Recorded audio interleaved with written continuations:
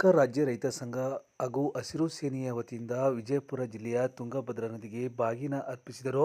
ಕರ್ನಾಟಕ ರಾಜ್ಯ ರೈತ ಸಂಘ ಹಾಗೂ ಹಸಿರು ಸೇನೆಯ ರಾಜ್ಯಾಧ್ಯಕ್ಷರಾದ ಶರಣಪ್ಪ ದೊಡ್ಡಮನಿ ಹಾಗೂ ಮೈಸೂರು ಜಿಲ್ಲಾ ಸಂಚಾಲಕರಾದ ಮಂಜುನಾಥ್, ಮೈಸೂರು ಜಿಲ್ಲಾ ಯುವ ಘಟಕದ ಅಧ್ಯಕ್ಷರಾದ ರಫೀವುಲ್ಲಾ, ಹುಣಸೂರು ತಾಲೂಕು ಅಧ್ಯಕ್ಷರಾದ ಜಯರಾಮ್, ಹಳೆಪೆಂಜಳ್ಳಿ ನಾಗರಾಜೇಗೌಡ, ಪ್ರಕಾಶ್, ರಾಜ್ಯ ಯುವ ಘಟಕದ ಅಧ್ಯಕ್ಷರಾದ ಫಯಜ್ ಸೇರಿದಂತೆ ನೂರಾರು ರೈತ ಮುಖಂಡರು ಹಾಜರಿದ್ದು ತುಂಗಭದ್ರಾ ನದಿಗೆ ಬಾಗಿನ ಅರ್ಪಿಸಿದರು. ತಾಲೂಕು ಸಂಚಾಲಕರಾದ ಪ್ರಕಾಶ್ ಅಣ್ಣವರು, ನಮ್ಮ ಜಯರಾಮಣ್ಣವರು ಎಲ್ಲರೂ ಸಹ ಬಂದು, ಹಾಗೆ ನಮ್ಮ ಅಧ್ಯಕ್ಷರು ನಮ್ಮ ಭಾಳ ಸಂತೋಷದಿಂದ ಕಂಡು ಇವತ್ತೊಂದಿನ ಬಂದಿದ್ದೀರಿ ಇದ್ದು ತುಂಗಭದ್ರಾ ತಾಯಿಗೆ ಬಾಗಿನ ಅರ್ಪಿಸೋ ಕಾರ್ಯಕ್ರಮ ಇದೆ, ದಯವಿಟ್ಟು ಇರಿ ಅಂತ ಕೇಳ್ಕೊಂಡ್ರು. ಹಾಗೆ ಎಲ್ಲರೂ ಇದ್ದು ಮತ್ತು ಹೊಲ್ದಪ್ಪ ಅವರು ಈ ಭಾಗದ ನಮ್ಮ ಹಸಿರು ಸೇನೆಯ ಅಧ್ಯಕ್ಷರು ರಾತ್ರಿ ನಮ್ಮನ್ನ ಭಾಳ ಸಂತೋಷವಾಗಿ ನೋಡಿ, ನಮ್ಮ ಊಟೋಪಚಾರಗಳನ್ನು ಸಹ ನೋಡಿ, ನಮ್ಮ ಒಂಥರ ಬಂಧು ಥರ ನೋಡಿದ್ರು ನಮಗೆ ಭಾಳ ಖುಷಿಯಾಗಿದೆ. ಈ ವರ್ಗದ ಭಾಗದ ಜನಗಳು ನಮಗೆ ಭಾಳ ಸಂತೋಷವಾಗಿ ನಮ್ಮನ್ನು ಕಂಡಿದ್ದಾರೆ. ಇವರಿಗೆ ಹೃತ್ಪೂರ್ವಕವಾದ ಅಭಿನಂದನೆಗಳನ್ನು ಸಲ್ಲಿಸ್ತೀನಿ. ಹಾಗೆ ನಮ್ಮ ಅಧ್ಯಕ್ಷರುಗಳಿಗೂ ಸಹ ಹೃತ್ಪೂರ್ವಕವಾದ ಅಭಿನಂದನೆ ಸಲ್ಲಿಸಿ ತಮ್ಮೆಲ್ಲರಿಗೆ ಓದಿಸಿ ಬಾಗಿನ ಸಮರ್ಪಣಾ ಕಾರ್ಯಕ್ರಮಕ್ಕೆ ಕರೆದಿದ್ದು ನಮ್ಮನ್ನು ಬಹಳ ಸಂತೋಷ ಹಾಗೆ ಹೇಳಿ ನನ್ನ ಮಾತು.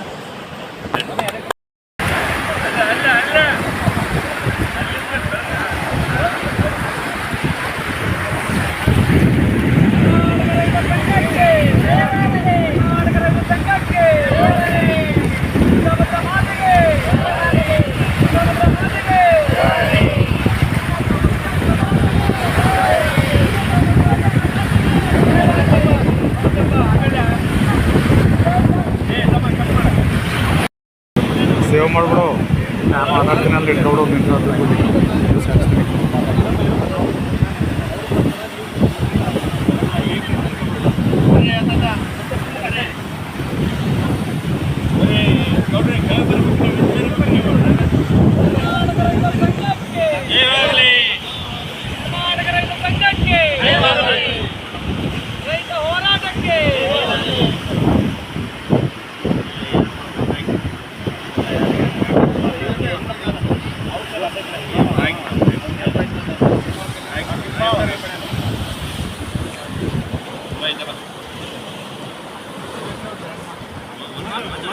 ಕರ್ನಾಟಕ ರೈತ ಸಂಘಕ್ಕೆ ತುಂಗಭದ್ರಾ ಜಲಾಶಯ ತಾಯಿ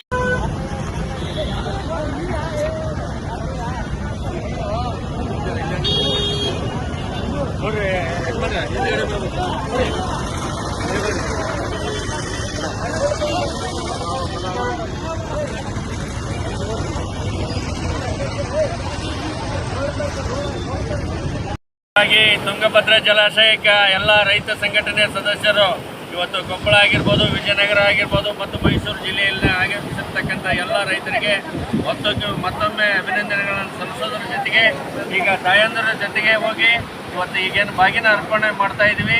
ಯಾವುದೇ ಕಾರಣಕ್ಕೂ ಈ 12 ತಿಂಗಳ ಕಾಲ ನಿರಂತರವಾಗಿ ಜಲಾಶಯ ಭರ್ತಿ ಆಗಲಿ, ಈ ಭಾಗದ ಜನರ ಜೀವನಾಡಿ ಆಗಿರ್ತಕ್ಕಂಥ ಈ ಒಂದು ತುಂಗಭದ್ರಾ ಜಲಾಶಯ 2 ಬೆಳೆ ಬೆಳೆದು ದೇಶ ವಿದೇಶಕ್ಕೆ ಅನ್ನ ಕೊಡುವಂಥ ಶಕ್ತಿ ಈ ಜಲಾಶಯ ಕೊಡಲಿ ಅಂತೇಳಿ ಹಾರೈಸಿ ಇವತ್ತೇನು ಕರ್ನಾಟಕ ರೈತ ಸಂಘ ಹಸಿರು ಸೇನೆಯಿಂದ ಇವತ್ತು ಬಾಗಿನ ಅರ್ಪಣೆ ಮಾಡ್ತಾ ಇದ್ದೀವಿ. ಅದೇ ನಿಟ್ಟಿನಲ್ಲಿ ಎಲ್ಲರಿಗೆ ಮತ್ತೊಮ್ಮೆ ಅಭಿನಂದನೆಗಳು.